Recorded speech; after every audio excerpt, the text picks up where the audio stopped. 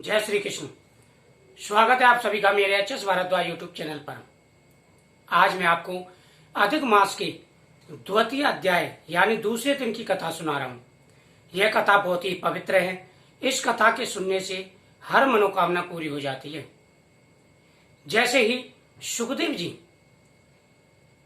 वहां पर पधारे, सभी ऋषि मुनि खड़े होकर के हाथ जोड़ करके उनकी वंदना करने लगे और उनको एक उच्च आसन पर बिठाया। सुखदेव जी ऐसे शोभायमान हो रहे थे मानो तारागणों के बीच में चंद्रमा शोभायमान होते हैं। रात्रि में चंद्रमा की जितनी शोभा होती है तारों के मध्य में, ऐसे ही ऋषियों के मध्य में सुखदेव जी की शोभा हो रही थी।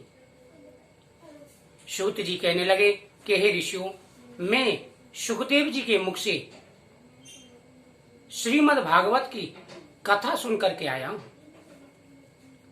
सुखदेव जी राजा परीक्षित को जो कथा सुना रहे थे वह मैं श्रवण करके आया हूं। सभी ऋषि मुनि कहने लगे कि हे सूत जी, आपने जो भी वहां पर सुना था, जो भी कथा में सुना, महत्व सुना, वह हमें कृपा करके बताइए। वेद व्यास जी ने उनको क्या सुनाया था? सूत जी कहने लगे कि हे ऋषियों, मैं अपने सामर्थ्य के अनुसार, जितना मुझ में सामर्थ्य है, मैं अपने सामर्थ्य के हिसाब से तुम्हें वह सुनाता हूं जो मैं श्रवण करके आया हूं। इस कथा के सुनने से हर मनोकामना पूरी हो जाती है। इंसान की सारी इच्छाएं पूरी हो जाती हैं। जाने अनजाने में किए गए सारे पापों का नाश हो जाता है। संतान, धन, सुख, समृद्धि, हर चीज की प्राप्ति होती है। देवऋषि नारद ब्रह्मलोक से घूमते हुए बैकुंठ लोक गए। वहां पर भगवान विष्णु के चरणों में अलकनंदा बह रही थी। भगवान को देख करके देवऋषि नारद उनकी अनेकों प्रकार से स्तुति करने लगे। देवऋषि नारद ने अनेकों प्रकार से भगवान की स्तुति की कि हे प्रभु, आप आदि अंत है, आपसे ही आदि उत्पन्न है, आपसे ही सृष्टि उत्पन्न होती है, आपसे ही संसार उत्पन्न होता है, आप में ही विलय हो जाता है। आप आदि अंत से रहते हैं, आप निर्गुण हैं, आप सर्वात्मा हैं, आप सबके रक्षक हैं। हे नाथों के नाथ जगन्नाथ, आपको मैं नमस्कार करता हूं। हे मधुसूदन, हे केशव, आप मेरी प्रार्थना स्वीकार करें। नारद की इस प्रकार स्तुति करने पर भगवान विष्णु बोले कि हे नारद, आपके मन में क्या है? नारद मुनि कहने लगे कि हे प्रभु, इस संसार में मोह माया में उलझे हुए मनुष्य ना तो पूजा पाठ कर पाते हैं, ना कोई कर्म ही कर पाते हैं। कोई पुत्र के मुंह में है, कोई संतान के मुंह में है, कोई धन के मुंह में है, सभी मोह में फंसे हुए हैं।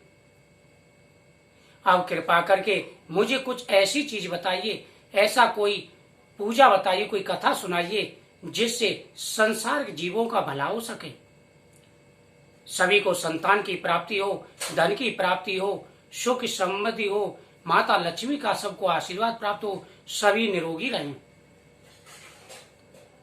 भगवान विष्णु बोले कि हे नारद, तुमने बहुत ही अच्छा प्रश्न किया है। अब मैं तुमको ऐसी कथा सुनाता हूं, भगवान कृष्ण की कथा सुनाता हूं, जिसके श्रवण मात्र से ही इंसान की सभी मनोकामनाएं पूरी हो जाती हैं। इस कथा के श्रवण करने से इंसान जो भी मन में कामना हो, भगवान कृष्ण उसको पूरी करते हैं। देवऋषि नारद ने जैसे ही सुना, उन्होंने कहा कि प्रभु, भगवान श्री कृष्ण की कौन सी कथा है? भगवान विष्णु बोले, हे नारद, मैं तुम्हें पुरुषोत्तम मास की कथा सुनाता हूं। देवऋषि नारद बोले कि हे प्रभु, आपने मुझे चैत्र, वैशाख आदि प्रत्येक कथाएं सुनाई है, कार्तिक की कथा सुनाई है।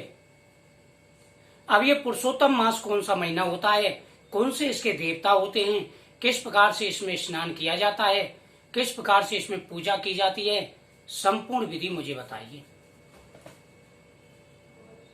भगवान विष्णु कह रहे कि हे नारद, तुम्हारी उत्सुकता देख करके और भक्ति में तुम्हारा मन देख करके मैं बड़ा प्रसन्न हूँ और इसलिए तुम पर सदैव प्रसन्न रहता हूँ, क्योंकि तुम जीवों के कल्याण के बारे में सोचते हो। संसार को क्षण मात्र में समाप्त करने वाले, पूरे संसार के मालिक, पूरे ब्रह्मांड के एकमात्र ईश्वर भगवान श्री कृष्ण की मैं तुम्हें कथा सुनाऊंगा। यह पुरुषोत्तम मास बड़ा ही पवित्र महीना है। इस पुरुषोत्तम मास में किए गए सारे पुण्य अक्षय फल प्रदान करते हैं। आप प्रतिदिन जो भी पूजा पाठ करते हैं, हर महीने पूजा पाठ करते हैं, दान पुण्य करते हैं, उन सब से सहस्त्र गुना फल पुरुषोत्तम मास में मिल जाता है। जैसे कामना से मनुष्य पुरुषोत्तम मास में भगवान की पूजा करते हैं, वह कामना उनकी पूरी हो जाती है। प्रत्येक इंसान को पुरुषोत्तम मास के प्रतिदिन की कथा का श्रवण करना चाहिए। पुरुषोत्तम मास में भगवान विष्णु की पूजा, भगवान कृष्ण की पूजा, गौ माता की पूजा, तुलसी का पूजन, यह बहुत ही पुण्य देने वाले हैं। जिस इंसान के हमेशा परेशानी बनी रहती है, संतान की प्राप्ति नहीं हो पाती, धन की बरकत नहीं हो पाता, तो उनको इस कथा का श्रवण जरूर करना चाहिए। पुरुषोत्तम मास में भगवान विष्णु की पूजा के निमित्त हम जो भी कार्य करते हैं, उसका क्या फल प्राप्त होता है। यह महीना बहुत ही पवित्र है और स्वयं भगवान श्री कृष्ण ने वरदान दिया है। भगवान श्री कृष्ण ने कहा है कि पुरुषोत्तम मास में जो भी पूजा पाठ करेंगे, दान पुण्य करेंगे, उनका फल अक्षय होगा। इसलिए पुरुषोत्तम मास सभी मासों में श्रेष्ठ कहा गया है। हे नारद, यह मास बड़ा ही पवित्र है। अब मैं तुम्हें भगवान श्री कृष्ण की पूजा विधि, संपूर्ण जानकारी और पुरुषोत्तम मास की संपूर्ण कथाओं का श्रवण कराऊंगा। बोल राधा कृष्ण भगवान की जय। यह द्वितीय दिन की कथा या द्वितीय अध्याय की कथा थी और प्रतिदिन की कथा का श्रवण जरूर करें। पुरुषोत्तम मास की कथा के श्रवण करने से ही इंसान के जाने अनजाने में किए गए सारे पापों का नाश हो जाता है। इस महीने में थोड़ा सा भी आप दान पुण्य करेंगे, थोड़ी सी भी कथा का श्रवण का आप करेंगे, थोड़ी सी भी आप भगवान की पूजा के लिए समय निकालेंगे, कथा के लिए समय निकालेंगे, तो आप देखना आपकी सारी मनोकामनाएं पूरी हो जाएंगी। इसलिए मैं प्रतिदिन की कथा डालता हूं, आप प्रतिदिन की कथा का श्रवण जरूर करें। जय श्री कृष्ण।